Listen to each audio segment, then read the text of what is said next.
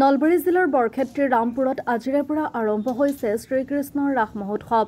ৰামপুৰ গোপাল থান প্ৰাংগণত 15 লক্ষাধিক টকাৰ বাজেট নিৰ্ধাৰণেৰে 70 সংখ্যক ৰাস মহোৎসৱ আজিৰে পৰা 13 নৱেম্বৰলৈ বিভিন্ন ধৰ্মীয় আধ্যাত্মিক পৰম্পৰা আৰু সাংস্কৃতিক কাৰ্যসূচীৰে অনুষ্ঠিত হৈছে। অঞ্চলটোৰ হিন্দু মুছলমান তীৰ্থস্থান হিচাপে চিহ্নিত হৈ অহা ৰামপুৰ ৰাস মহোৎসৱত এইবেলি প্ৰথমবাৰৰ বাবে জীৱন্ত ৰাসলীলা প্ৰদৰ্শিত হ'ব। আজি পুৱা ধৰ্মধ্বজা ৰাস মহোৎসৱ উদযাপন সমিতিৰ সভাপতি ৰমণী নাথে ধৰ্মধ্বজা উত্তোলন কৰি ৰাস মহোৎসৱৰ কাৰ্যসূচী আৰম্ভ কৰে।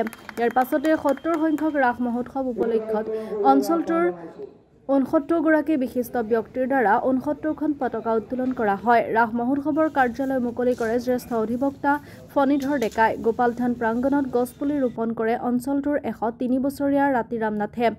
ৰাস পূৰ্ণিমা তিথি উপলক্ষে পুৱাৰে গোপালথানত পুৰোহিতৰ মন্ত্ৰোচ্চাৰণেৰে পূজা অৰ্চনা আৰম্ভ হয়।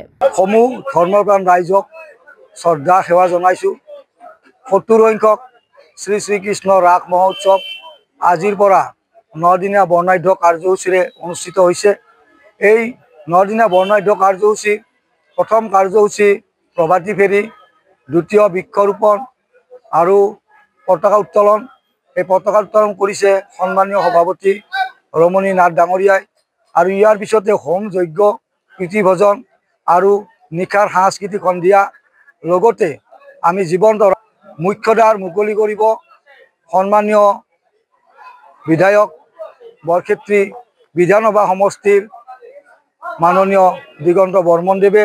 আৰু তেখেতে মুখ্যদ্বাৰ মুকলি কৰি ৰাস মহোৎসৱৰ উদ্বোধন হোৱা বুলি ঘোষণা কৰিব। আৰু এই ক্ষেত্ৰত সমূহ ৰাইজৰ আমি সহায় সহযোগিতা আন্তৰিকতাৰে কামনা কৰিছোঁ।